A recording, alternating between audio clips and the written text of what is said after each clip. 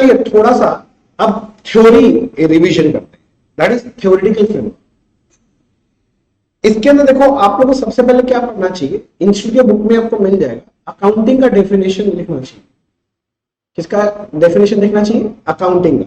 वैसे हम लोग जब पहले दिन क्लास स्टार्ट किए थे, याद होगा मैं एक ही लाइन बोलता हूँ, accounting is the language of business. पहला ये लाइन याद रखना, accounting is the language of business.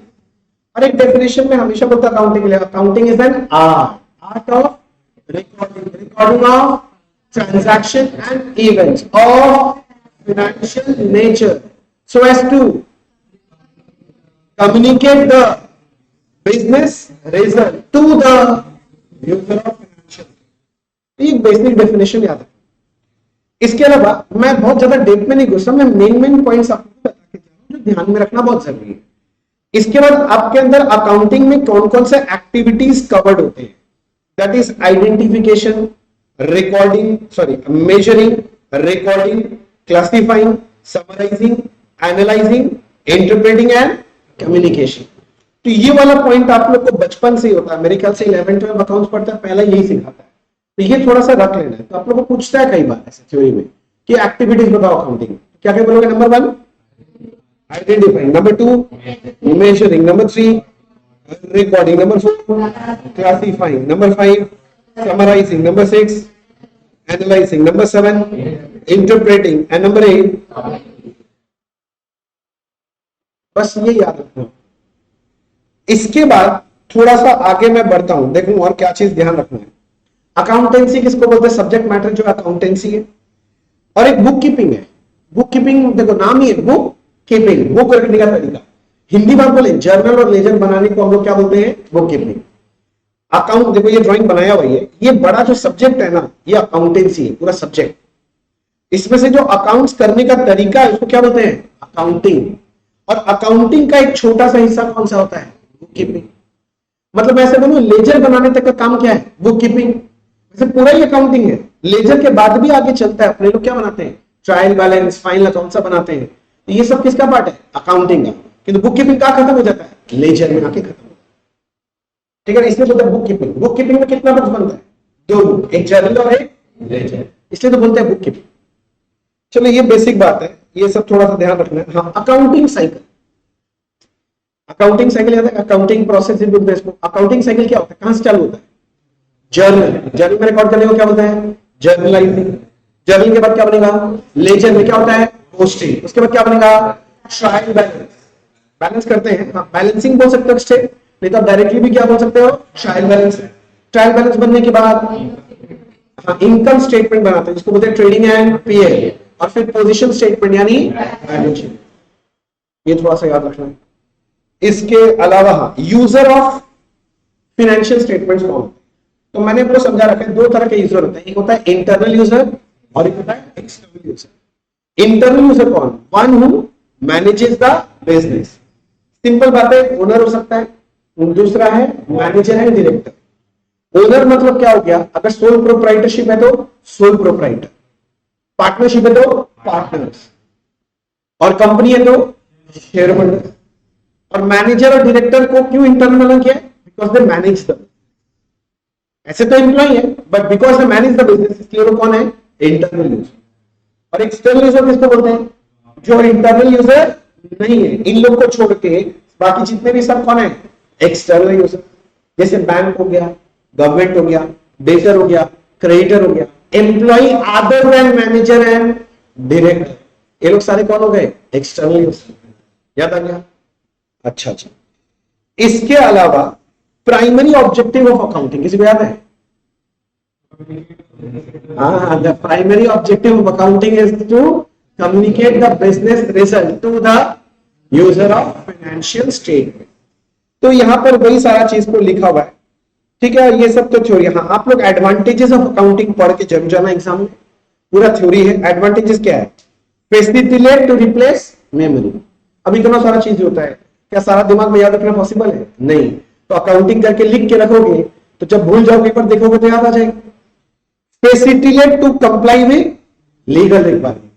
कई जगह लॉ बोला भैया अकाउंट्स बनाओ तो बनाना पड़ेगा। Facilitate to ascertain financial performance. धंधा किया तो ये तो पता करना है ना कि प्रॉफिट कमाए कि लॉस, तो उसके लिए आपको करना पड़ेगा accounting. Facilitate to ascertain financial position, भाई आपका कितने एसेट्स और कितने लाइबिलिटीज है, इसका हिसाब रखने के लिए अकाउंटिंग करना पड़ेगा। Facilitate user to take decision, business में कई सारे डिसीजन लेने पड़ते हैं, तो उसके लिए फाइनेंशियल स्टेटमेंट चाहिए आपको हाथ में। फैसिलिटेट अ कंपैरेटिव स्टडी, कंपैरेटिव स्टडी मतलब मैं अपना अकाउंटिंग कर लिया, मेरे कंपेरेटर जो है उनका फाइनेंशियल स्टेटमेंट से मैं चेक करके देख सकता हूं ना कि भैया मेरे को और कितना काम करना है, या फिर मैं अपना ही 2 साल का चेक कर सकता हूं, पिछले साल से इस साल मेरा बिजनेस ग्रो किया कि फॉल किया, उसमें कंपैरेटिव स्टडी आ जाता काम। असिस्ट द मैनेजमेंट, भाई मैनेजमेंट को काम करने में हेल्प करता है, अगर भाई डिसीजन लेना होता है तो उसमें हेल्प करता है। फैसिलिटेट कंट्रोल ओवर एसेट, आप बहुत सारी चीज खरीद के रख रहे हैं, हिसाब में तो याद ही नहीं रहेगा, इससे घर में होता है ना, घर में तो सारा चीज का हिसाब नहीं होता है, खरीद के लाए थे अलमारी में बंद करके रख के भूल जाते हैं, फिर अचानक से खोलते हैं जब साफ सफाई होता है दिवाली के बाद, अरे ये भी तो था मेरे पास। क्यों होता है ऐसा? क्योंकि याद नहीं रहता है। बस आप अकाउंटिंग करोगे, सारा रिकॉर्ड रखोगे, एक जगह लिस्ट रहेगा, याद रहेगा, आपका एसेट्स के ऊपर कंट्रोल रहेगा। Facilitate settlement of tax liability, अब अपने देश में जो टैक्स चलता है, जितना प्रॉफिट कमाओगे इतना टैक्स, तो भैया टैक्स निकालने के लिए प्रॉफिट चाहिए, प्रॉफिट के लिए क्या चाहिए? Accounting. Facilitate the assessment of value business, कोई भी बिजनेस का वैल्यू आप सुने होंगे, ये बिजनेस इतने करोड़ का है, तो ये वैल्यू कैसे निकलता है? तभी निकल पाएगा जब आपके प्रॉपर अकाउंट्स मेंटेन होगा। फैसिलिटेट रेजिंग लोन, जब बाजार में लोन लेने जाओगे ना तो आपका सुंदर चेहरा देख के नहीं देता है, आपको बोलता है अपना अकाउंट दिखाओ लास्ट 5 साल कि आपका औकात है लोन लेने का, पैसा दे पाओगे वापस, तो वहां अकाउंटिंग जरूरत पड़ता है। एक्ट एज लीगल एविडेंस, कोई भी काम के लिए एविडेंस लिखा हुआ रहेगा बुक्स में, तो एविडेंस है ये काम हुआ है कि नहीं हुआ, लीगल एविडेंस के साथ। मैं बस फटाफट आपको गो थ्रू करना, मुझे याद रह जाएगा ये सब, ये थोड़ा पढ़ के जाना, मेरे को लग रहा है इस बार ये आने का संभावना। सबसे इंपॉर्टेंट जो पार्ट है ना बच्चे, अब मैं उसमें घुस रहा हूं, दैट इज आपका ये है accounting concepts and conventions. Accounting concepts किसको बोलते हैं? कॉन्सेप्ट मतलब होता है assumptions for preparation of financial statement, और कन्वेंशन का मतलब क्या था? रीति रिवाज। हाँ, अकाउंटिंग ना प्रैक्टिस करते करते जो आया, जो दिया था accounting, sorry, this is accounting guidelines, rules और guidelines derive through the practice of accounting. याद आ गया? अब इसमें बहुत सारे कॉन्सेप्ट कन्वेंशंस होते हैं, मैंने आपको बताया था टोटल 13 होता है कॉन्सेप्ट्स एंड कन्वेंशंस मिला के, याद रहेगा 13 होता है। अब इसमें सबसे पहला एक जो चीज अपने को थोड़ा ध्यान देना, एक होता है फंडामेंटल अकाउंटिंग एजम्पशन। क्या वर्ड बोला? फंडामेंटल अकाउंटिंग एजम्पशन के बारे में कहां मेंशन किया है? तो आंसर है अकाउंटिंग स्टैंडर्ड 1, और अकाउंटिंग स्टैंडर्ड 1 का नाम क्या है? Disclosure of accounting policy. ये लोग बोलता है there are 3 fundamental accounting assumption, मतलब जब भी हम अकाउंट्स करते हैं 3 एजम्पशन दिमाग में रख के अकाउंट्स किया जाता है, कोई भी अकाउंट्स किया। कौन सा है? Number 1 going concern, number 2 consistency, और नंबर 3 अक्रूवल। अगर आप फंडामेंटल अकाउंटिंग एजम्पशन यूज करके अकाउंटिंग कर रहे हैं तब तो आपको उसका कोई डिस्क्लोजर देने का जरूरत नहीं है, किंतु आप कभी भी फंडामेंटल अकाउंटिंग एजम्पशन से हट के अकाउंटिंग कर रहे हैं, मान लो आप गोइंग कंसर्न फॉलो नहीं किया, या फिर अक्रूवल बेसिस फॉलो नहीं किया, या फिर कंसिस्टेंसी फॉलो नहीं किया, तब आपको डिस्क्लोजर देना पड़ेगा। कहां पर? Notes to accounts. याद रखना, फॉलो किया तो कोई नोट नहीं देना, फॉलो नहीं किया नोट देना पड़ेगा। इसके बाद अगला है गोइंग कंसर्न कॉन्सेप्ट। मैं फट से याद दिलाता हूं, गोइंग कंसर्न कॉन्सेप्ट क्या बोलता है? बिजनेस का लाइफ अनलिमिटेड है, it will continue for foreseeable future. Foreseeable future मतलब अगला 12 महीना तक कंटिन्यू करेगा, बंद होने का कोई संभावना नहीं है। The life of the business is unlimited and it will continue for at least कितना? foreseeable future। हमारा बिजनेस को बंद करने का अभी अगला 12 महीना तक कोई इरादा नहीं है, या उसको छोटा करने का भी कोई इरादा नहीं है। ये गोइंग कंसर्न कॉन्सेप्ट ही है जिसके तहत हम लोग अपने एसेट्स को fixed asset and current asset में तोड़ते हैं, अपने लाइबिलिटी को long term liability and current liability, short term liability में तोड़ते हैं। ये जो बाइफर्केशन है, कभी पूछे किसकी वजह से कर रहे हैं तो क्या बोलोगे? गोइंग कंसर्न कॉन्सेप्ट की वजह से करते हैं। हम लोग अपने बुक्स में जो फिक्स एसेट है उसको कॉस्ट में लिखते हैं, अनलेस डिप्रिसिएशन में दिखाते हैं, पर पहले तो किस में लिखते हैं? कॉस्ट में। किसके क्या है? Going concern concept. अगर आपका बिजनेस गोइंग कंसर्न कॉन्सेप्ट नहीं है मान लो आपका बिजनेस अगले 6 महीना में बंद होने वाला है, तो क्या मैं बोलूंगा कि going concern concept hold good? नहीं, बंद होने वाला भैया मतलब गोइंग कंसर्न कॉन्सेप्ट फॉलो नहीं हो रहा। तो ऐसे सिचुएशन में आप अपने बुक्स में जो फिक्स एसेट्स वगैरह दिखाओगे ना, उसको कॉस्ट में नहीं दिखाओगे, किस में दिखाओगे? नेट रियलाइजेबल वैल्यू में। बोलो याद है ये गोइंग कंसर्न कॉन्सेप्ट? अच्छा, अगला जो पॉइंट है वो है कंसिस्टेंसी। कंसिस्टेंसी क्या बोलता है जरा सुनो। एक बार जो अकाउंटिंग प्रिंसिपल मैंने यूज कर लिया, दोबारा मैं उसे चेंज नहीं करता। मतलब accounting principle once selected shall be used year after year without changing it. For example, जैसे स्टॉक वैल्यूएशन के लिए अपने पास कई सारा मेथड है, जैसे फीफो मेथड यूज कर सकते हो, वेटेड एवरेज यूज कर सकते हो, बहुत सारे ऑप्शंस है। अब मान लो मैंने अपने बिजनेस में पहले साल फीफो यूज किया, तो कंसिस्टेंसी ये बोलता है कि अगले साल भी फीफो, उसके अगले साल भी फीफो, उसके अगले साल भी फीफो। मतलब consistently same accounting principle apply करके अकाउंटिंग करना चाहिए, आपको कंसिस्टेंसी तोड़ना नहीं चाहिए। तो भैया क्वेश्चन ही आता मन में कि अब ये कभी भी कंसिस्टेंसी तोड़ नहीं सकते क्या? हाँ तोड़ सकते हैं, मगर सिर्फ 3 सिचुएशन में। कितना सिचुएशन? 3 सिचुएशन। कौन सा 3? नंबर 1, जब आपने देश का लॉ बोले, मान लो अक्टूबर महीना का रात को 8 बजे, ठीक है ना, तारीख भी 8, रात को अगर आवाज आ जाए मित्रों आज के बाद से हम लोग फीफो मेथड यूज नहीं करेंगे, समझ रहे हो बात? लॉ चेंज हो रहा है, तो भैया आप जितने फीफो यूज करते हो तेल लेने जाओ, जो बोला है लॉ वो करना पड़ेगा। दूसरा, जब अकाउंटिंग स्टैंडर्ड बोले, अगर कोई अकाउंटिंग स्टैंडर्ड बोल दे कि अब ये मेथड यूज मत करो, ये करो, तो आपको अपना कंसिस्टेंसी तोड़ना पड़ेगा। और तीसरा है फॉर बेटर प्रेजेंटेशन। क्या बोला? For better presentation. मतलब मान लो फॉर एग्जांपल बोलता हूं, मैंने एक माइन खरीदा, कोयला का, कोयला एक्सट्रैक्शन करने के लिए। अब मैं बचपन में 11-12 पढ़ा हुआ बच्चा, मेरे को सिर्फ 2 ही मेथड आता है, स्ट्रेट लाइन, डब्ल्यूडी, और मैं स्ट्रेट लाइन मेथड डेप्रिसिएशन करने लगा। फिर अचानक से तुम आके बोलता है भैया माइन एक वेस्टिंग एसेट है, इसके लिए बेस्ट मेथड डिप्लीशन मेथड है। आप जो मेथड कर रहे हैं ना, उससे आपके एसेट का सही वैल्यू नहीं आता है, डिप्लीशन लगाओ। तो मेरे को पता चला कि अगर मैं डिप्लीशन मेथड लगाऊंगा तो मेरा एसेट का बेटर प्रेजेंटेशन होगा। तो इस सिचुएशन में मैं अपना मेथड क्या करूंगा? चेंज करूंगा, यानी मैं कंसिस्टेंसी तोड़ दूंगा। बोलिए समझ आया?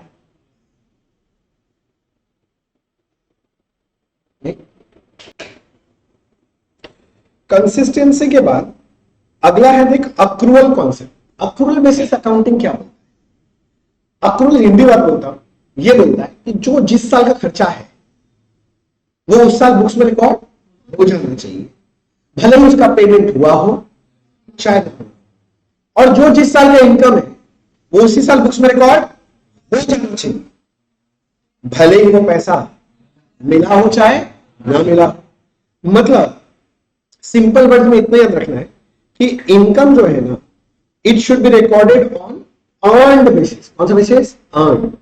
और ये जो एक्सपेंस है it should be recorded on income basis. बचपन से जब फाइनल अकाउंट्स बनाते हो तुम लोग वो आउटस्टैंडिंग, प्रीपेड, अक्रूड, प्रीसिप ये सब एडजस्ट करते हो as per which concept? Accrued. याद आ गया? अगला है entity concept. Business entity concept क्या बोलता है? Business and businessman.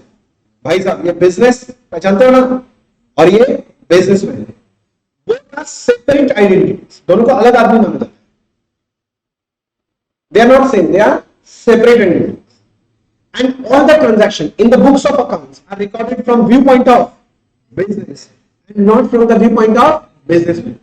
Actually business का अलग बुक बनता है, आप बिजनेसमैन अपना पर्सनल खर्चा के लिए अलग बुक बनाए, और हम लोग यहाँ जो बुक्स का बात करते हैं किसका बात करते हैं? बिजनेस का।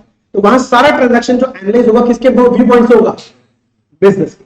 जैसे कि मान लो फॉर एग्जांपल जो ओनर है ना, एक गाड़ी खरीदा, बिजनेस का पैसा यूज किया, गाड़ी खरीदा बिजनेस में यूज करने के लिए, तो ये कार किसका एसेट है? बिजनेस का। एंटर को कार टू बैंक। किंतु मैं बोला ये गाड़ी खरीदा बिजनेस का पैसा से, किंतु पर्सनल यूज के लिए, तो कार क्या बिजनेस का एसेट है? नहीं, ये तो प्रोप्राइटर का पर्सनल एसेट है। तो उस जगह कार नहीं यूज करते, क्या यूज करेंगे? ड्रॉइंग्स। ये जो काम किया तो ये एज पर विच कॉन्सेप्ट है? Entity concept. क्लियर हो गया? फिर कौन सा कॉन्सेप्ट है? एक है मनी मेजरमेंट कॉन्सेप्ट।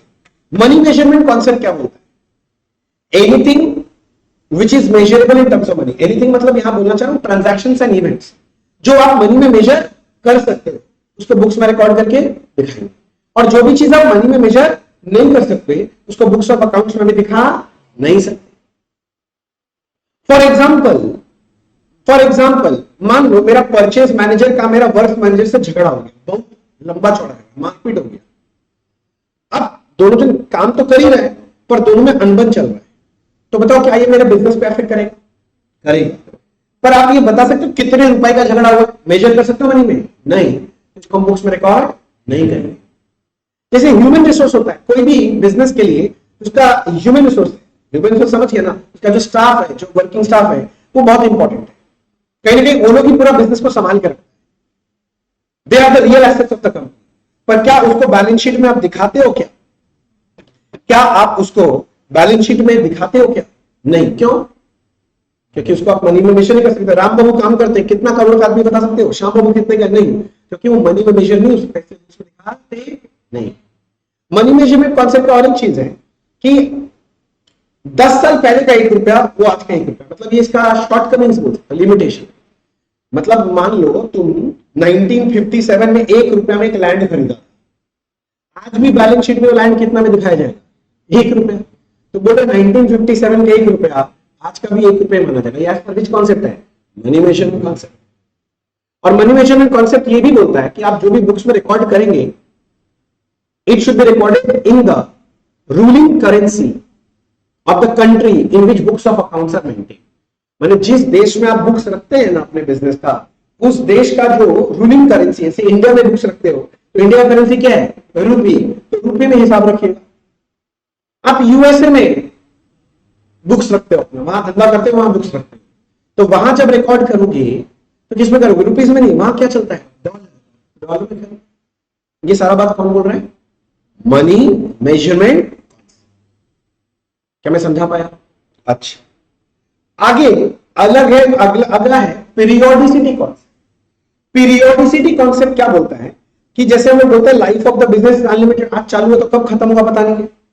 तो ये अनलिमिटेड लाइफ को हम लोग आर्टिफिशियली छोटे छोटे टुकड़ों में तोड़ देते हैं, कुत्तों को नहीं खिलाते, छोटे छोटे टुकड़ों में तोड़ देते हैं, और ये एक एक टुकड़ा को हम लोग बोलते हैं अकाउंटिंग पीरियड। ये जो अकाउंटिंग पीरियड है ये 3 महीना का भी हो सकता है, 6 महीना का भी हो सकता है, 9 महीना का भी हो सकता है, 1 साल का भी हो सकता है, 2 साल का भी हो सकता है, ये आप पे निर्भर करता है। पर जनरली एक अकाउंटिंग पीरियड अपने देश में 1 साल का, 12 महीने का। इसीलिए हम लोग जब फाइनल अकाउंट्स बनाते हैं 1-1 साल में बनाते हैं ना, तो ये जो बनाते हैं फाइनल अकाउंट मतलब ट्रेडिंग पीरियड, बैलेंस शीट, ये किसके तहत बन रहा है? Accounting period concept. तो पीरियड कॉन्सेप्ट क्या करता है? अनलिमिटेड लाइफ को छोटा छोटा टुकड़ा में तोड़ देगा। हर एक टुकड़ा को क्या बोलता है? Accounting period. और हर अकाउंटिंग पीरियड में क्या बनता है? Financial statements. बोलो क्लियर हो गया? Next, full disclosure concept. Full disclosure concept क्या बोलता है कि जितना भी चीज आपको पता है वो सारा का सारा बात डिस्क्लोज करना चाहिए, चाहे वो इंपॉर्टेंट हो चाहे वो ज्यादा इंपॉर्टेंट ना हो, पता है डिस्क्लोज कर। और इसी का ठीक उल्टा बोलता है मटेरियलिटी कॉन्सेप्ट। लड़ाई है दोनों में। मटेरियलिटी कॉन्सेप्ट बोलता है जो भी चीज मटेरियली इफेक्ट करेगा आपके बिजनेस को उसका सिर्फ डिस्क्लोज करो, सारा चीज डिस्क्लोज करने का जरूरत नहीं है। इसीलिए याद करो, जैसे कि एक कैलकुलेटर खरीदा 500 रुपए में, अब वो कैलकुलेटर चलेगा तो कई साल, अब कई साल चलेगा तो है तो मेरा फिक्स एसेट, पर इसको बैलेंस शीट में फिक्स एसेट नहीं दिखा के हम लोग पील में खर्चा मार के हटा देते तुरंत ही। क्यों? एज पर विच कॉन्सेप्ट? Materiality concept. क्योंकि वो 500 रुपए अपने को बहुत ज्यादा इफेक्ट नहीं करेंगे। अब अपना मान लो बैंक बैलेंस है 1 करोड़ 11,11,111.11, हमने 0.11 राउंड ऑफ कर दिया। एज पर विच कॉन्सेप्ट? मैं समझा पाया? अच्छा, आगे देखो सर, आगे फिर है कंजर्वेटिज्म। ये बहुत इंपॉर्टेंट कॉन्सेप्ट है। कंजर्वेटिज्म का और एक नाम है प्रूडेंस कॉन्सेप्ट भी बोलते हैं। कंजर्वेटिज्म क्या बोलता है? सुन लो, anticipated losses shall be provided but anticipated gains shall never be provided. अगर आपको लगता है कि फ्यूचर में कोई नुकसान होने वाला है तो उसके लिए अभी प्रोविजन बना के बैठ जाओ। अगर आपको लगता है फ्यूचर में कोई फायदा होने वाला है तो उसके लिए कभी भी प्रोविजन नहीं बनाना चाहिए। हम लोग जो बचपन से बनाते हैं provision for bad debt, provision for discount on debtor. अच्छा, स्टॉक को वैल्यू करते हैं कॉस्ट और एनआरवी विच इज लोअर। पर विच कॉन्सेप्ट? Conservatism, prudence. एक गलती बचपन में कराया था आपसे, provision for discount on creditor बनवाया, क्रेडिटर से डिस्काउंट रिसीव होता है, डिस्काउंट रिसीव इनकम, उसका प्रोविजन बनाया। It is a violation of which concept, conservatism. आज के बाद अगर कोई तुमको बोले provision for discount on creditor बनाओ, तो हाथ जोड़ के माफी मांग लेना, बोल देना कि हमसे ये पाप मत कराओ, अकाउंटिंग पाप है ये, क्योंकि किसका उल्लंघन है, किसका वायलेशन है, कंजर्वेटिज्म। मैं समझा पाया इतना दूर? अच्छा, हिस्टोरिकल कॉस्ट प्रिंसिपल क्या बोलता है? जब भी कभी भी आप कोई एसेट खरीदोगे ना, तो जितना रुपया आप दिए उतना रुपया में रिकॉर्ड। हिस्टोरिकल कॉस्ट मतलब जितना रुपया पे किया, कैश आउटले। आपने एक मशीन खरीदा, पॉकेट से 10 लाख रुपया लगाया, तो कितना लगाया? 10 लाख। उसको रिकॉर्ड कितना में करोगे? Cost concept.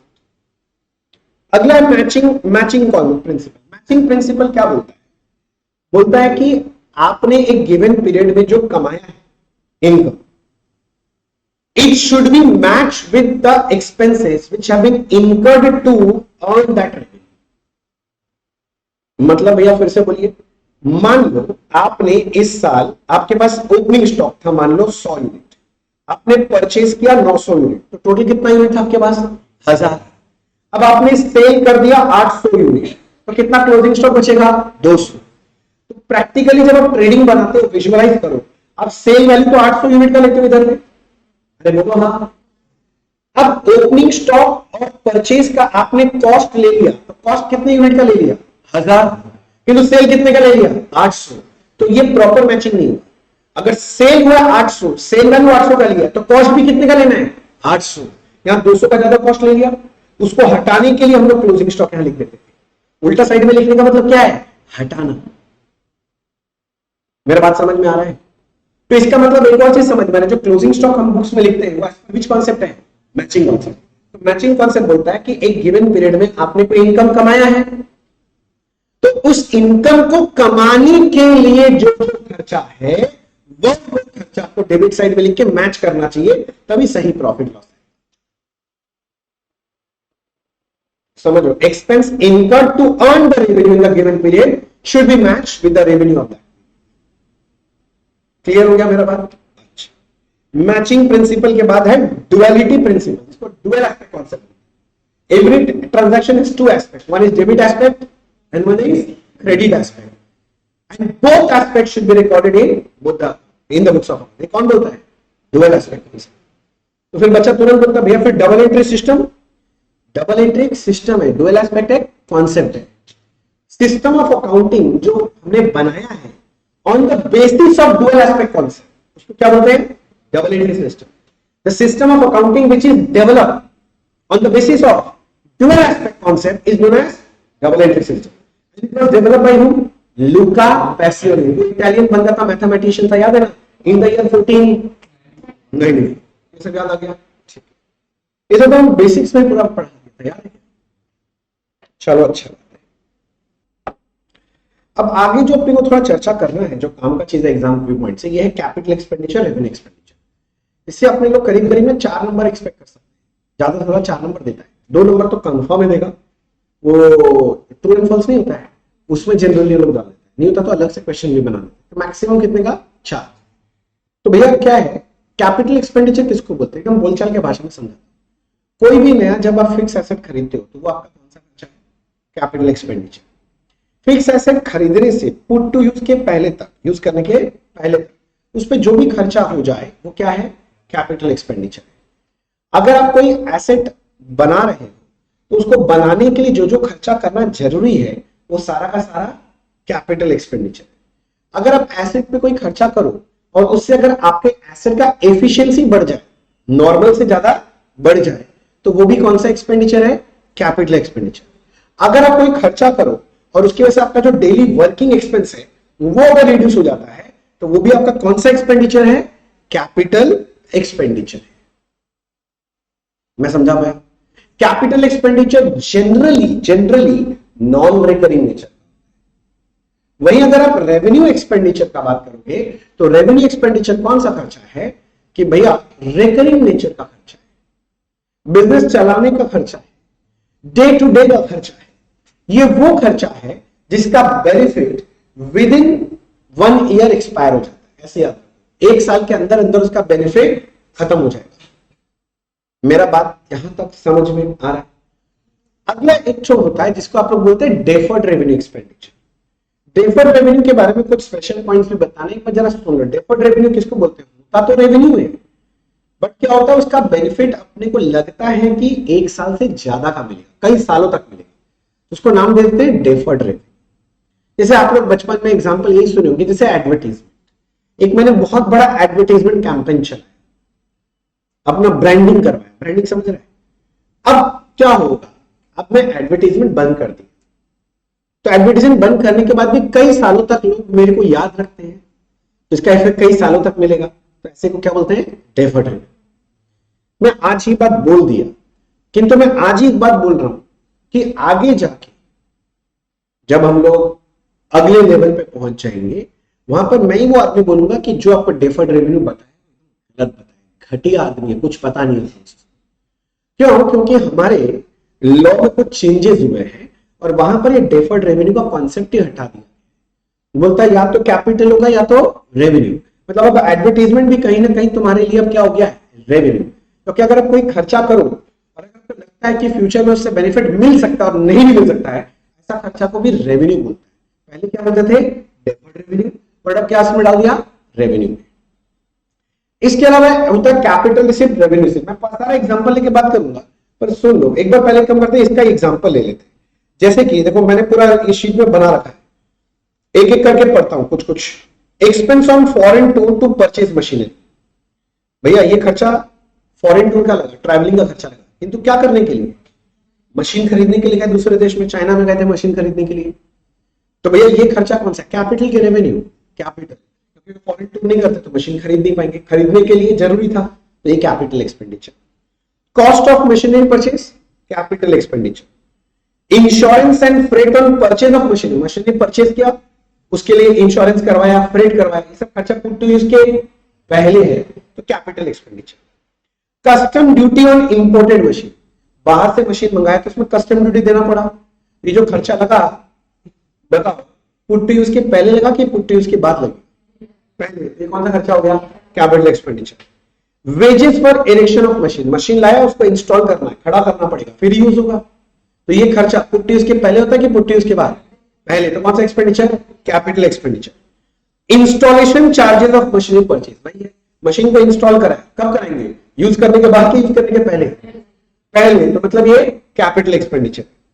Expense incurred on trial run before asset is put to use, trial कर चलाया, एक बार देखा कि ठीक से बन रहा है कि नहीं बन रहा है।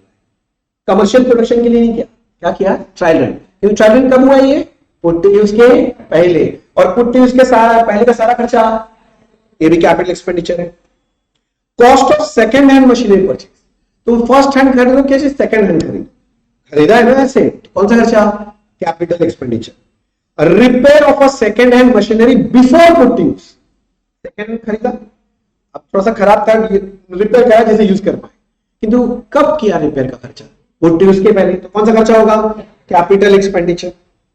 अच्छा, interest on term loan for purchase of machinery, the commercial production has not begun till the last day of accounting year. हमने एक लोन लेके एसेट खरीदा, लोन पे क्या देना पड़ता है? इंटरेस्ट। और अभी जो इंटरेस्ट पे हुआ है, तो अभी तक कमर्शियल प्रोडक्शन स्टार्ट नहीं हुआ है, मतलब हमने अभी तक एसेट को यूज नहीं किया। पुट टू यूज के पहले का खर्चा, तो पुट टू यूज के पहले का खर्चा क्या बोलोगे? Capital expenditure. तो अगला वाला पढ़ो, interest on term loan for purchase of machinery, the commercial production has already begun. Commercial production चालू हो गया, मतलब हम पुट टू यूज कर दिए, तो पुट टू यूज के बाद का इंटरेस्ट का खर्चा है, तो पुट टू यूज के बाद का खर्चा क्या होगा? रेवेन्यू। तो यहां रेवेन्यू लिख दिया। और repair of machine after machine put to use के बाद का खर्चा है और रेवेन्यू है। Amount spend for replacement of worn out part of machine, नहीं होता मशीन का एक पार्ट खराब हो गया, बुला के चेंज करवा दिया, कौन सा खर्चा? रेवेन्यू। क्योंकि पार्ट खराब होगा, चेंज कराएंगे तो रिपेयर ही तो एक तरह का, तो कौन सा खर्चा हो गया? रेवेन्यू। अच्छा, इसी में अगर मैं एक लाइन ऐड कर देता कि worn out पार्ट को रिप्लेस करने के बाद एफिशिएंसी बढ़ गया, तब कैपिटल बोल, एफिशिएंसी इंक्रीज करने से कैपिटल। आगे बोल रहा है annual maintenance fees of machine, word पे ध्यान देना, एनुअल मेंटेनेंस हर साल देना पड़ता है, रिकरिंग मतलब revenue. Money spend to reduce working expense समझाया था। कुछ खर्चा करो और रोज का खर्चा कम हो जाए तो वो खर्चा क्या कहलाता है? Capital expenditure.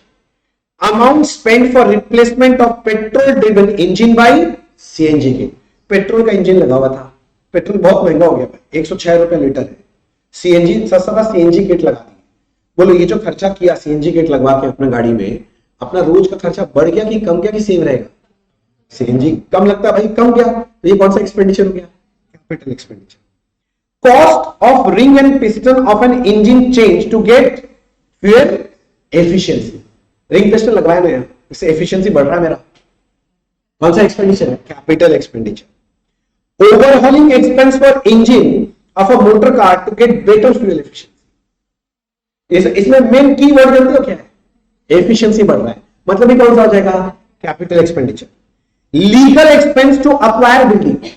बिल्डिंग खरीदेगा तो कागज बनवाना पड़ेगा ना अपने नाम पे, तो बताओ बिना कागज बनवाए क्या बिल्डिंग अपने नाम पे होगा? नहीं, तो कौन सा एक्सपेंडिचर? Capital expenditure. किंतु अगला वाला ध्यान से पढ़ना, ये बहुत पूछता है एग्जाम में, अगला वाला बहुत पूछता है। Legal expense to defend the suit claiming that firm's factory site belongs to plaintiff. Plaintiff मतलब सामने वाला पार्टी हमारे ऊपर केस कर दिया। क्या केस किया? कि ये जगह ना हमारा नहीं उसका है, और हम अपना वकील लगाए भाई और करके केस जीत के लाए। अब वकील लगाए तो लीगल एक्सपेंस लगा, डिफेंड करने के लिए केस के लिए जमीन मेरा ही है, तो ये जो लीगल एक्सपेंस खर्चा हो कैपिटल की रेवेन्यू। हाँ, मेरा एसेट पुट्टी उसके बाद का खर्चा है ना, लैंड तो मैं यूज कर ही रहा था, उसके बाद ये सब लीगल एक्सपेंस लगा, तो ये क्या होगा? रेवेन्यू। अच्छा, नेक्स्ट, अमाउंट स्पेंड ऑन, क्या लिखा देखो ध्यान से, repenting of old building for the first time of purchase. मैंने एक पुराना बिल्डिंग खरीदा, अब उसको यूज करने से पहले रंगाई पुताई करवाया, नहीं तो रहेंगे कैसे, खंडर हो रहा था। तो ये जो रंगाई पुताई कराया, ये क्या खर्चा है? कैपिटल, पुट्टी उसके पहले। अच्छा, ऐसे में बोलूं, मैं हर साल दिवाली पे पेंटिंग कराता हूं, उसका खर्चा है क्यों? हर साल, ठीक है। अमाउंट स्पेंट ऑन एनुअल, दे दिया, एनुअल रिपेंटिंग क्या होगा? रेवेन्यू। अभी बात करी ली, देखो, expense to obtain licence for starting a factory. एक फैक्ट्री स्टार्ट करना था, ठीक है ना, 10 लाख रुपए का लाइसेंस लग गया, बिना लाइसेंस के अब नहीं देगा, कोई केमिकल बनवाना है, होता है ना बड़ा बड़ा फैक्ट्री लगता है, क्या लाइसेंस लगता है उसका, तो ये लाइसेंस अगर मैं नहीं बनवाऊं तो क्या फैक्ट्री चालू कर पाऊंगा? तो इसका मतलब ये क्या है? Capital expenditure. किंतु अगला वाला पढ़ो, एनुअल रिन्यूअल फीस। वर्ड जितना मतलब उतना ही पे ध्यान दो। एनुअल रिन्यूअल फीस, एनुअल मतलब हर साल लगेगा, रिकरिंग है तो कैपिटल नहीं, क्या होगा? रेवेन्यू हो जाएगा। बोलो यहां तक ठीक है? अच्छा, मैं आगे बढ़ता हूं। ये वाला देखो बहुत पूछता है एग्जाम में। Amount spend for construction of temporary hut for storing building material while constructing a building. एक बिल्डिंग बनवा रहा था, अब बिल्डिंग बनाने में भैया बहुत कुछ लगेगा, सीमेंट, बालू, ईटा सब लगता है, तो भैया क्या किया ना, मैंने एक टेम्पररी हट बनवा दिया, उसमें माल स्टोर करता हूं, क्योंकि बारिश वारिश आ गया तो खराब हो जाएगा माल, और बाद में तोड़ देंगे सेट बिल्डिंग बनने के बाद। ये जो टेम्पररी हट बनाएंगे तोड़ेंगे, इसमें खर्चा लगेगा, कैपिटल के रेवेन्यू, कैपिटल, क्योंकि बिल्डिंग बनाने के लिए ये हट बनाना जरूरी है, इसलिए कौन सा खर्चा हो गया? कैपिटल। 26 पढ़ने का जरूरत नहीं है, छोड़ दो। 27, expense for removal of stock to new site. क्या बोला? न्यू साइट नहीं समझा तो मेरा बात। मेरा एक जगह ऑफिस था जहां पर सारा माल रखता था मैं बेचने के लिए, अब मेरे को दूसरा जगह मिला, मैं वहां शिफ्ट किया, तो माल उठा के, मेरा जितना गुड्स था उठा के मैं नया जगह लेके जाऊंगा, नया गोडाउन में। अब शिफ्टिंग कराऊंगा तो भाड़ा लगेगा ना, खर्चा होगा ना शिफ्टिंग का, तो शिफ्टिंग का खर्चा कैपिटल है कि रेवेन्यू? हाँ सोचो, क्या कोई नया एसेट आ रहा है? नहीं। मैं जब माल शिफ्ट करूंगा तो कोई एफिशिएंसी बढ़ जाएगा माल का? नहीं। भैया ये शिफ्टिंग करने से कोई खर्चा कम हो जाएगा? नहीं। ये जो शिफ्टिंग एक बार किया, इसका बेनिफिट तो देन एंड देन एक्सपायर हो जाएगा विद इन द ईयर, इसका मतलब ये क्या है? Revenue expenditure. क्लियर हो गया भाई? Next, fine imposed. फाइन समझता है ना, कोई फाइन लग गया, हमने कुछ गड़बड़ी किए होंगे, फाइन लग गया, तो भैया फाइन जो लगा, जैसे तुम गाड़ी चला रहे हो, तुमको मामू पकड़ लिया, जैसे मामू समझ गए हाँ, तो उसको दिया 200 रुपए हाथ में दक्षिणा, समझ रहे ना मेरा बात, जो भी फाइन लगा तुम पर्ची कटा के दिया 200 रुपए उसका हाथ में। अब ये जो फाइन लग गया, सोच के बता, अब अगर कल वापस से तुमको अगर पकड़े तो क्या बोलेगा कि भैया कल ही तो पकड़े थे, अब 1-1.5 साल तक आप मत लीजिए, कल पकड़ गया तो कल फिर लगेगा, मतलब फाइन का benefit then and then expire हो जाएगा, तो कैपिटल के रेवेन्यू। अच्छा ये वाला छोड़ दो भैया अभी, नेक्स्ट वाला तेरी कहाँ गया? अरे कहाँ से कहाँ चला गया?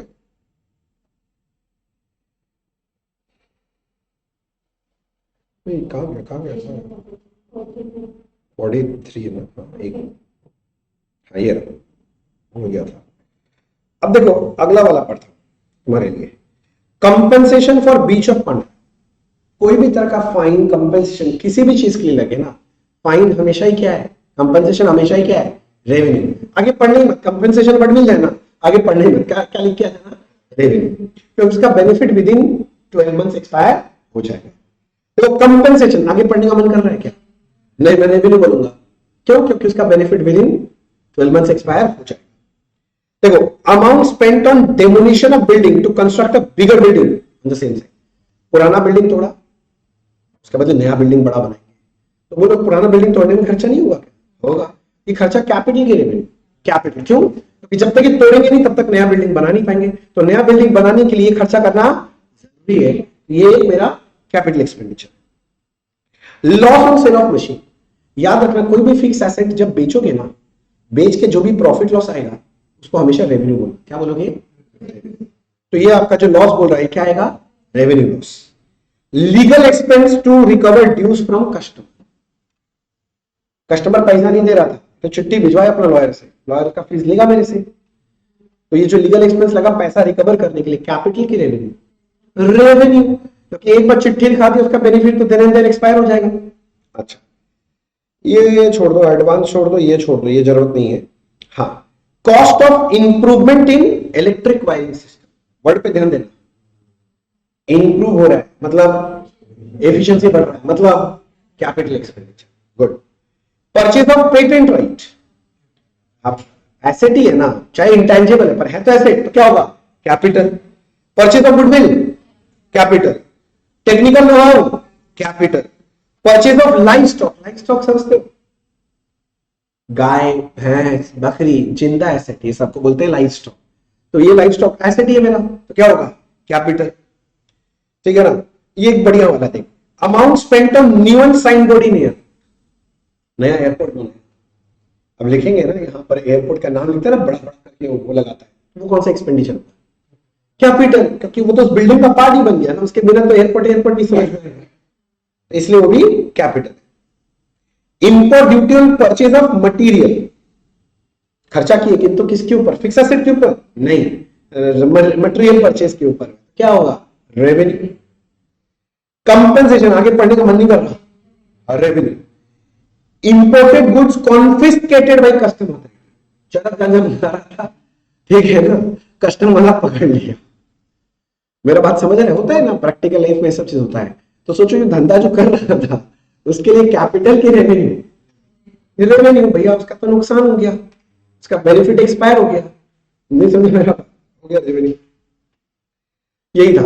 अब आगे एक जो आता है वो है कैपिटल रिसिप्ट और रेवेन्यू रिसिप्ट। तुम्हारा नाम से समझ जाओ, कैपिटल रिसिप्ट कैसे समझा? जब भी कोई कैपिटल के नाम का पैसा आता है कैपिटल, जैसे मालिक पैसा लाया, कैपिटल रिसिप्ट। कंपनी में शेयर इशू करते हैं, पैसा आया, कैपिटल रिसिप्ट। लोन लिया, पैसा आया, कैपिटल रिसिप्ट। डिवेंचर इशू किया, पैसा आया, कैपिटल रिसिप्ट। शेयर इशू किया, साथ में प्रीमियम आया, कैपिटल रिसिप्ट। कोई फिक्स एसेट बेचा, पैसा आया, कैपिटल रिसिप्ट। इन्वेस्टमेंट बेचा, पैसा आया, capital receipt. Generally capital receipt जो होता है, थोड़ा सा ध्यान रखना, ये कैपिटल, लोन और फिक्स्ड एसेट से रिलेटेड होगा ना, वो सब कैपिटल रिसिप्ट होगा। रेवेन्यू मतलब क्या हो गया? रेवेन्यू जनरली रिकरिंग होगा और डे टू डे एक्टिविटी से रिलेटेड है, मतलब वो तुम्हारा गुड्स से रिलेटेड होगा, या तो स्टॉक से, गुड्स से, या तो डेटर से, या तो बिल से। समझ रहा है? ऐसा आइटम से कुछ भी लिंकिंग मिल जाए, समझ जाना वो क्या है? रेवेन्यू। जो भी रिकरिंग आइटम होगा वो क्या होगा? रेवेन्यू। जैसे मैं बोला इन्वेस्टमेंट सेल किया, पैसा है, इन्वेस्टमेंट सेल करके जो पैसा है वो कैपिटल रिसिप्ट है, किंतु इन्वेस्टमेंट जो रखे थे अपने पास उससे हर साल इंटरेस्ट आता है, हर साल आता है, तो ये मेरा क्या है? समझा पाया? तो देखो इसका कुछ एग्जांपल का मैंने लिस्ट बनाया था, आप लोग को पहले पढ़ने भी बोला हुआ था क्लास में, मैं उम्मीद करता हूं आप लोग पढ़ लिए होंगे, पर मेरे को पता मेरा उम्मीद सही नहीं है। देखो आगे क्या बोल रहा है, sale of plant and machinery, fix asset sale करके पैसा आया, capital, sale of investment capital, मालिक पैसा लाया capital introduction capital receive, loan raised capital receive, interest received on investment हर बार आएगा, बार बार आएगा revenue, interest accrued on investment एक ही बात है, चाहे मिल जाए चाहे मिलने वाला revenue, cash receive from debtor, debtor से रिलेटेड मैंने बोला था, गुड से, डेटर से, बिल से revenue, bills collected revenue, sale और सोल्ड गुड्स फॉर कैश पैसा आया रेवेन्यू, क्रेडिट में बेचा तो भी कौन सा आइटम है रेवेन्यू। किंतु अब थोड़ा ध्यान से बोलता है insurance claim for stock damage by fire और एक तो insurance claim for machinery damage. तो इंश्योरेंस क्लेम मुझे पता है बहुत जन के मन में आ रहा है नॉन रिकरिंग है, ठीक है, किंतु मिला है जो पैसा किसके लिए मिला, देखो स्टॉक के लिए अगर मिला है, स्टॉक से रिलेटेड है तो रेवेन्यू, मशीनरी के लिए मिला है, फिक्स एसेट से रिलेटेड है तो कैपिटल बन जाए। समझ में आ गया। ऐसे ही मिला सब्सिडी, सब्सिडी कौन देता है, गवर्नमेंट देता है पैसा, सीधा सा बात है, कोई फिक्स एसेट के लिए दे रहा है ना तो कैपिटल, रोज का खर्चा के लिए चलाने के लिए दे रहा है तो revenue, subsidy receive from government for plot of land, land asset के लिए दे रहा है, फिक्स एसेट के लिए कैपिटल, जनरल सब्सिडी रोज का खर्चा चलाने के लिए revenue, bad debt recover revenue, bad debt किससे मिला, डेटर से, हाँ, sale value of machine capital, premium received on issue of share क्या, देखो सर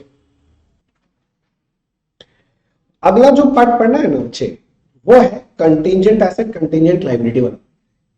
अब मैं इसको एकदम सिंपल वे में आपको बताता हूं, पहले समझते हैं कंटीजेंट एसेट किसको बोलते हैं। ध्यान सुनना, कंटीजेंट एसेट वो एसेट है जो आज तो एसेट नहीं है किंतु फ्यूचर में मेरा एसेट बन भी सकता है या नहीं भी बन सकता है, और जिसका फ्यूचर में एसेट बनना या ना बनना फ्यूचर के किसी इवेंट के होने या ना होने पे डिपेंड करता है। मैं फिर से बोलता हूं, कंटीजेंट एसेट एक ऐसा एसेट है जो आज तो एसेट नहीं है किंतु फ्यूचर में वो मेरा एसेट बन भी सकता है नहीं भी बन सकता है, और फ्यूचर में इसका एसेट बनना या ना बनना फ्यूचर के किसी इवेंट के होने या ना होने पे डिपेंड करता है। फॉर एग्जाम्पल मान ले मैंने सामने कोई आदमी मेरे को मिला, मैंने उस पर केस कर दिया, क्यों, हो सकता है कि वो मेरा कोई भी चीज जिसपे मेरा कॉपीराइट है वो इलीगली यूज कर रहा था, उसको अलाउड नहीं था, वो यूज कर रहा था, मेरे को पकड़ में है, मैं केस कर दिया उसके ऊपर, भाई तुम कैसे यूज कर रहे हो। अब क्या है, मेरे को पता चला कि अगर मैं ये केस जीत जाऊंगा ना तो मुझे 1 करोड़ रुपए का कंपेंसेशन मिल जाए। कितना मिलेगा, 1 करोड़ का, और नहीं जीतू तो नहीं मिलेगा।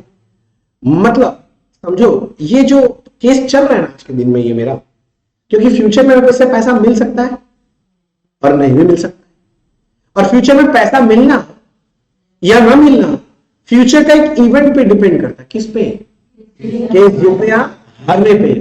तो ये जो है इसको हम लोग क्या बोलेंगे, कंटीजेंट एसेट। याद रखिएगा कंटीजेंट एसेट कभी भी बुक्स में रिकॉर्ड नहीं होता है। तो क्या क्या डिस्क्लोज करेंगे, नहीं जनरली इसको डिस्क्लोज भी नहीं किया जनरली, किंतु हाँ अगर आपका कंटीजेंट एसेट का होने का चांसेस बहुत हाई हो जाए, कोर्ट में चलता रहता है, एक दिन में तो सारा चीज नहीं होता है। अब लास्ट हियरिंग हुआ, उसमें समझ में आ गया कि अपने लोग केस जीत जाएंगे, कोर्ट इशारा दे दिया अपने लॉयर भी बोल रहा भैया आप केस जीत गए, तो इसका मतलब पैसा मिलना पूरा श्योर होने लग हो गया। तब ऐसे कंटीजेंट एसेट को जिसका होने का चांसेस बहुत हाई है, इसको हम डिस्क्लोज करते हैं अप्रूविंग अथॉरिटी के रिपोर्ट पे। कहां कहां कहां कहां दिखाते हैं, हाँ अप्रूविंग अथॉरिटी के रिपोर्ट, अप्रूविंग अथॉरिटी के रिपोर्ट में। फॉर एग्जांपल जैसे कंपनी होता है, कंपनी का अप्रूविंग अथॉरिटी कौन है, डायरेक्टर, डायरेक्टर लोग समझता है ना, तो डायरेक्टर्स रिपोर्ट में दिखाया जा सकता है कि हमारे पास एक कंटीजेंट एसेट है 1 करोड़ रुपए। समझ में आ गया। ऐसे ही अब आगे जो पढ़ना है वो है कंटीजेंट लायबिलिटी और प्रोविजन। पहले मैं सिंपल वर्ड में बताता हूं, फिर मैं कुछ टेक्निकल वर्ड्स भी यूज करता हूं।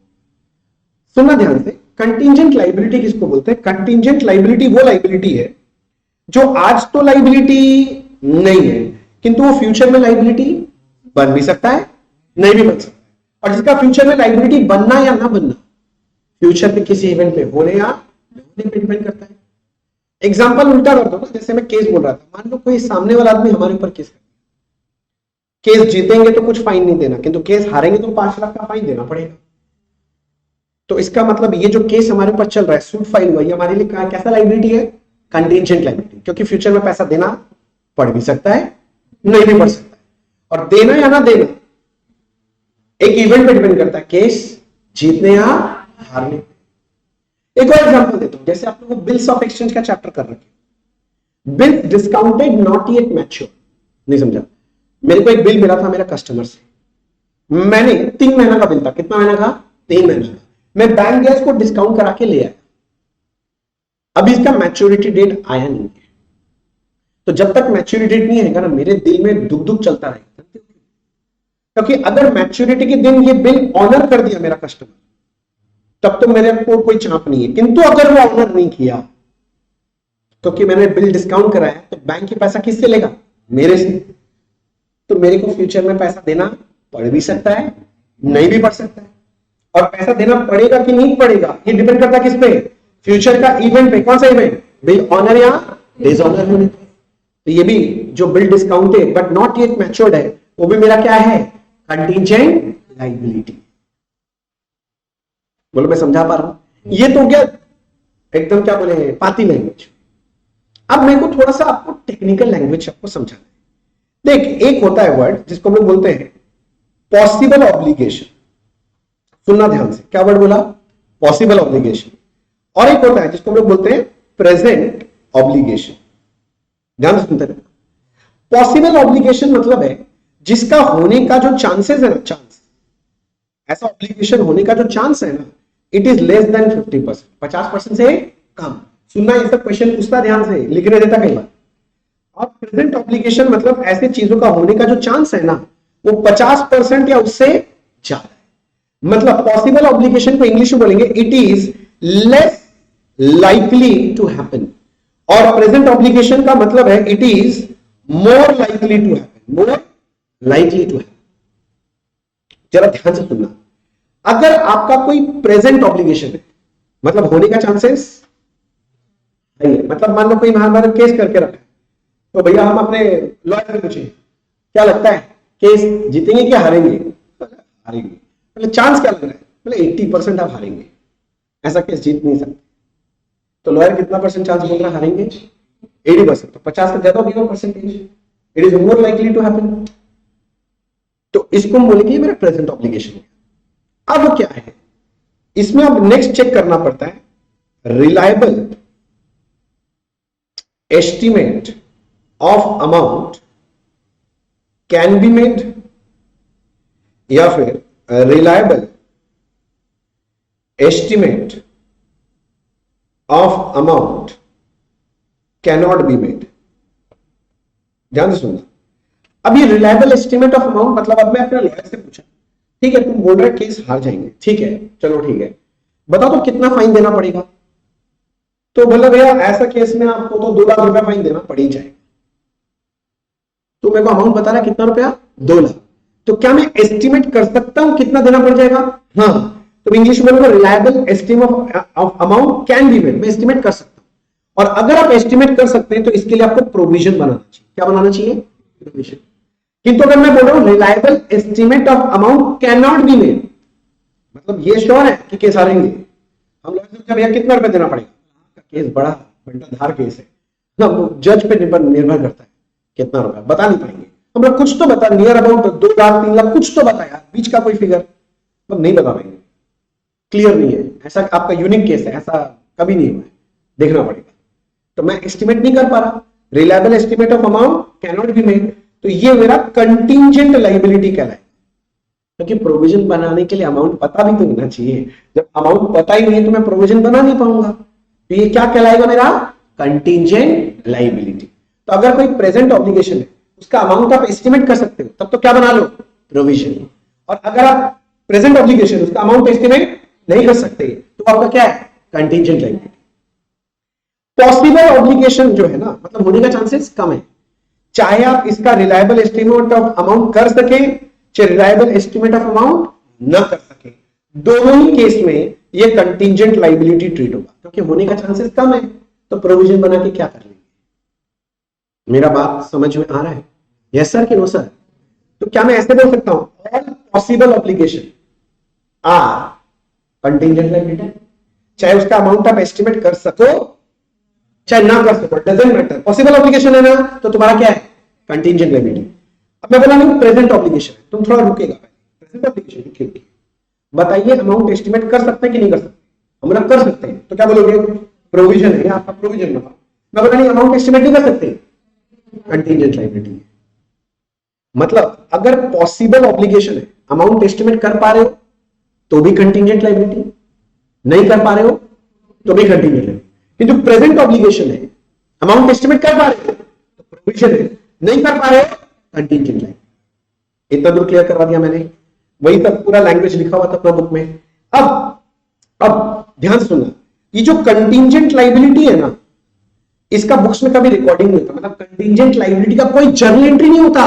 फिर सुना, कंटिंजेंट लायबिलिटी का कोई जर्नल एंट्री नहीं होता, तो क्या करते हैं? इसको डिस्क्लोज करते हैं नोट्स टू अकाउंट्स में। कहां डिस्क्लोज करते हैं? या फिर ऐसे बोल सकते हो foot note to balance sheet. Balance sheet जहां खत्म होता है उसके नीचे नोट लिख के दिखाते हैं, there is a contingent liability of this. तो आपसे क्वेश्चन आता है एग्जाम में, contingent liability is disclose is recorded in the books, true की फॉल्स? रीजन क्या दोगे? It is not recorded. It is disclosed as a footnote to balance sheet. It is disclosed as a footnote to, और provision books में record होता है। बचपन से provision का एंट्री नहीं मार के आ रहे हो, PL account debit to provision, वही तो प्रोविजन का अकाउंटिंग। बोलो क्या मैं आपको यहां तक सारा बात समझा पाया? यस सर कि नो सर? Very good. चलो अगला जो है वो अकाउंटिंग पॉलिसी है, थोड़ा सा छोटा थ्योरी है, फट से वो भी एक बार देख लेते हैं। अकाउंटिंग पॉलिसीज किसको बोलते हैं? तो सिंपल है, सुनो, दो वर्ड याद है, accounting principle and method of applying those principle. क्या वर्ड याद रखना है?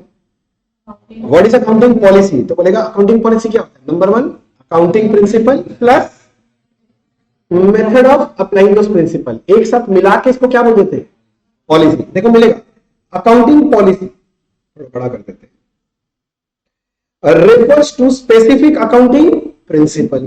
तो पहला कीवर्ड मिल गया accounting principle and the methods of applying those principle. दिखा दिया, methods of applying those principle adopted by enterprise in preparation and presentation of financial। तो ये थोड़ा तो आता है। अब आपसे कई बार पूछता है कि हमको ऐसे अकाउंट ऐसे सिचुएशन का नाम बताओ जहां अलग अलग अकाउंटिंग पॉलिसीज होती है, मतलब एक से ज्यादा अकाउंटिंग मेथड है। जैसे कि क्या है? डेप्रिसिएशन, क्योंकि डेप्रिसिएशन में स्ट्रेट लाइन भी है, डब्ल्यूडी भी है, यूनिट प्रोडक्शन मेथड भी, याद है ना सब? अच्छा, treatment of expenditure during construction. जब बड़े होंगे आप समझोगे, कंस्ट्रक्शन में खर्चा रिकॉर्ड करने का भी दो मेथड है। कंस्ट्रक्शन बिजनेस नहीं होता हम लोग का, एक तो फुल कंप्लीशन मेथड है और एक तो पार्शियल कंप्लीशन मेथड। आगे जाते तो conversion of translation of foreign currency. Foreign currency मतलब मान ले मैं इंडिया में बैठा, मेरा एक ब्रांच बाहर देश में, तो बाहर देश में जब धंधा होता है डॉलर में होता है, पर मेरा बुक्स इंडिया में, तो इंडिया का बुक्स में तो रिकॉर्ड करना पड़ेगा, तो इंडिया बुक्स में थोड़ी डॉलर में रिकॉर्ड करेंगे, हमको तो रुपीज में लिखना है। तो डॉलर से रुपीज में कैसे कन्वर्ट होता है उसका भी अलग अलग तरीका है। NIFO and HIFO method, HIFO and NIFO, integral foreign operation, non integral foreign operation, तो उसमें भी दो method. Valuation of inventories, inventories का आपको पता ही है, FIFO, weighted average, simple average, याद है ना, लीफो। वैल्यूएशन ऑफ गुडविल, पता ही है, गुडविल वैल्यूएशन का कई सारा तरीका है, जैसे कि average profit method, super profit method, capitalisation of super profit, capitalisation of average profit, NPT method, ये सारा है। वैल्यूएशन ऑफ इन्वेस्टमेंट, ये भी ना, इन्वेस्टमेंट भी इन्वेंट्री जैसा ही है, वहां फीफो और वेटेड एवरेज है। ट्रीटमेंट ऑफ रिटायरमेंट बेनिफिट, ये भी आगे जाके सीखोगे, एएस 15 में आता है, एएस 15 में बहुत सारा ट्रीटमेंट है करने का। Recognition of profit on long term contracts, long term contracts में प्रॉफिट कैसे रिकॉग्नाइज होता है उसका भी अलग अलग तरीका है। Valuation of fix asset, fix asset को वैल्यू करने का कई सारा तरीका है। ट्रीटमेंट ऑफ कंटिंजेंट लायबिलिटी, इसका भी कई सारा तरीका। तो एग्जाम में देखो मैंने तो लिख दिया 10 पॉइंट, किंतु मैं आपसे रिक्वेस्ट करता हूं कम से कम 5 याद रखो, तो जैसे ही आपसे पूछेगा ना कि ऐसा हमको बताओ सिचुएशन जहां पर अलग अलग अकाउंटिंग पॉलिसीज होता है, ऐसा क्वेश्चन आ सकता है, तो 5 नाम याद रखना, क्योंकि 4 नंबर का देगा तो 5 तो लिख देना, काम हो जाएगा। क्लियर हो गया? इसके बाद है major consideration in selection of accounting policy. आप अकाउंटिंग पॉलिसी सिलेक्ट करोगे तो बेसिस क्या है, हम लोग बोलते हैं मेजर 3 चीज होता है, 3 बेसिस सिलेक्ट करना। कौन कौन सा चीज? एक है प्रूडेंस, दूसरा है सब्सटेंस ऑफ फॉर्म, तीसरा मटेरियलिटी। आप हमेशा ऐसा अकाउंटिंग पॉलिसी सिलेक्ट करोगे जहां प्रूडेंस का उल्लंघन ना। प्रूडेंस समझते हैं, anticipated losses shall be provided but anticipated gains shall not be provided. दूसरा बोलता है सब्सटेंस ओवर फॉर्म का उल्लंघन। सब्सटेंस ओवर फॉर्म मतलब रियलिटी ओवर लीगैलिटी। हम लोग हमेशा रियलिटी को ज्यादा इंपॉर्टेंस देंगे रादर देन लीगैलिटी। तो सब्सटेंस ओवर फॉर्म के लिए हमेशा ये लाइन याद रखना, रियलिटी ओवर लीगलिटी। मतलब अकाउंट्स में हमेशा किसको इंपॉर्टेंस देना है, लीगैलिटी को कि रियलिटी? रियलिटी। जैसे कि एग्जांपल के तौर पे आपने कभी हायर परचेज ट्रांजैक्शन सुना हो? हायर परचेज ट्रांजैक्शन में क्या होता है, मैं एक एसेट खरीदता हूं किंतु पूरा पैसा नहीं दे पाता हूं, मैं इंस्टॉलमेंट में धीरे धीरे करके दूंगा पैसा। नियम क्या है कि जब तक मैं सारा इंस्टॉलमेंट नहीं दे देता तब तक मैं एसेट का ओनर नहीं कहता। मैंने एक गाड़ी खरीद के लाया, दे रहा हूं उसको हायर परचेज सिस्टम, अब उसको मैं इंस्टॉलमेंट में चुका, जब तक मैं लास्ट इंस्टॉलमेंट तक नहीं दे देता ना, गाड़ी का ओनर मैं नहीं हूं। लीगली ओनर कौन जानता है? जो सेलर था ना, वही ओनर कहलाता है। किंतु क्वेश्चन आता है अभी गाड़ी को ऐसा एसेट बुक्स में कौन रिकॉर्ड? तो तुम बोलेगा लीगली तो ओनर सेलर है, तो सेलर रिकॉर्ड करे एसेट? नहीं, हम लोग रिकॉर्ड करेंगे। क्यों? भले लीगली वो ओनर है किंतु रियलिटी में ओनर अभी मैं बन गया। कैसे? गाड़ी किसके पास रहेगा? मेरे पास। गाड़ी कब चलाना नहीं चलाना कौन डिसाइड करेगा? मैं। अच्छा, गाड़ी में पेट्रोल भरना पड़ेगा, पैसे दो मालिक से, सेलर से देगा? नहीं, हमको देना पड़ेगा। गाड़ी ठुक गया, रिपेयर करना है, कौन देगा? हम देंगे। गाड़ी का पार्किंग में कौन डिसाइड करेगा? हम। तो ऑन पेपर भले ही वो सेलर ओनर है किंतु ओनर का सारा राइट कौन जगह? हम। तो रियलिटी में ओनर कौन है? हम। तो इसको एसेट बुक्स में कौन रिकॉर्ड करेंगे? हम। सेलर रिकॉर्ड नहीं करेंगे, भले ही ओनर नहीं है लीगली, क्योंकि सब्सटेंस ओवर। और फिर मटेरियलिटी तो पहले समझा के आई गए आपको, मटेरियलिटी कॉन्सेप्ट। तो हमेशा याद रखना ऐसा अकाउंटिंग पॉलिसी चूज करना चाहिए जिससे कि इन तीनों बातों का उल्लंघन न। किसका किसका? प्रूडेंस का, सब्सटेंस ओवर फॉर्म का और मटेरियलिटी का। PSM, PSM. ठीक है? अच्छा, डिस्क्लोजर ऑफ अकाउंटिंग पॉलिसीज तो ठीक है।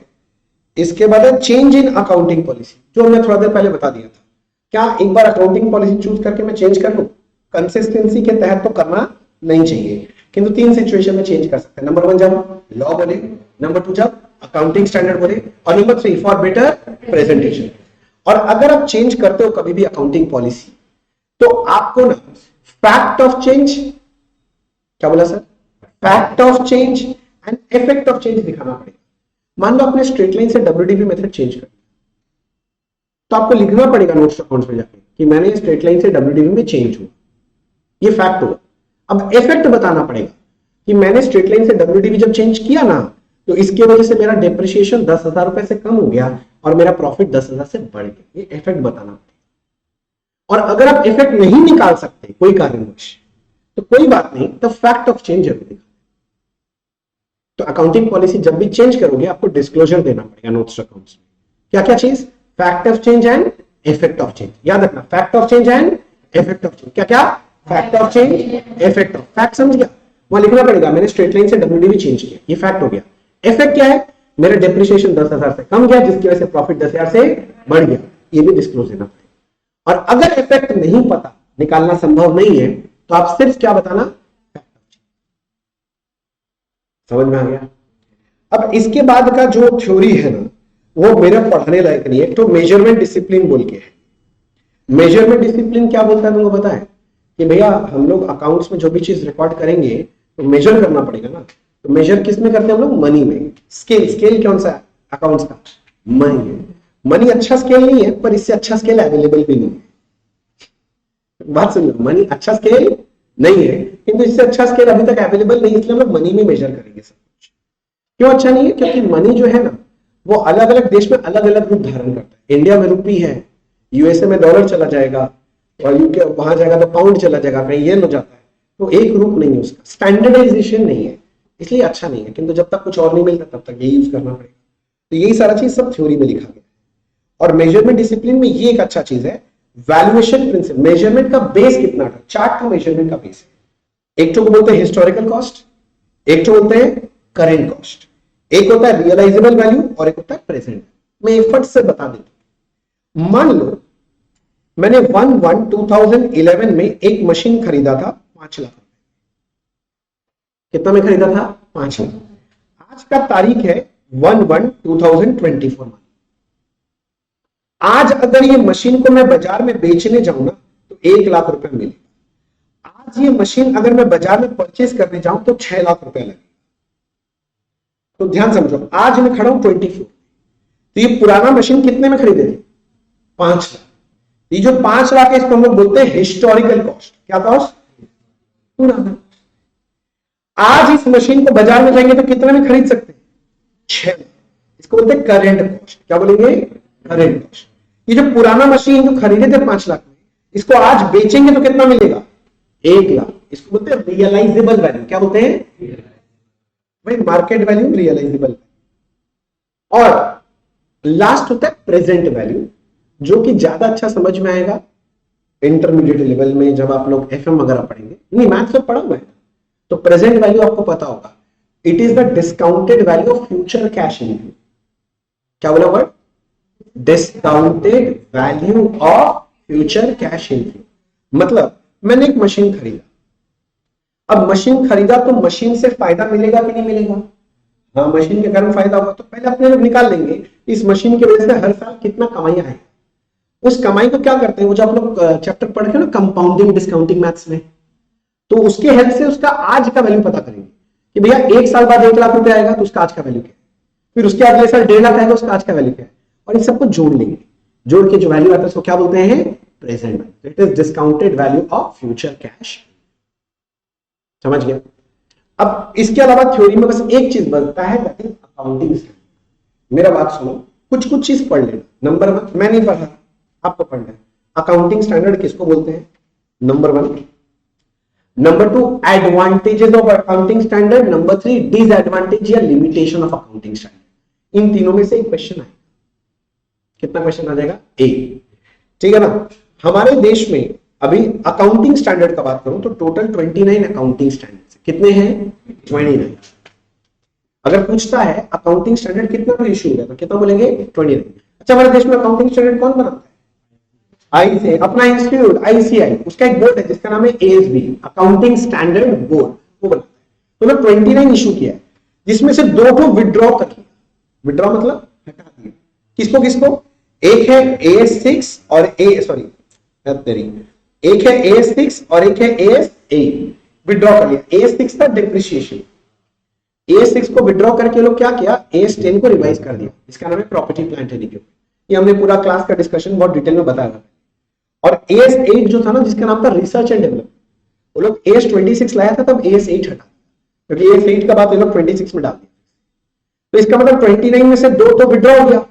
तो आज के दिन में एप्लीकेबल कितना है, 27। तो कई बार क्वेश्चन पूछेगा ना, तो अपना ध्यान से देखना क्या पूछेगा, how many accounting standards have been issued in India. क्या बोलोगे, 29।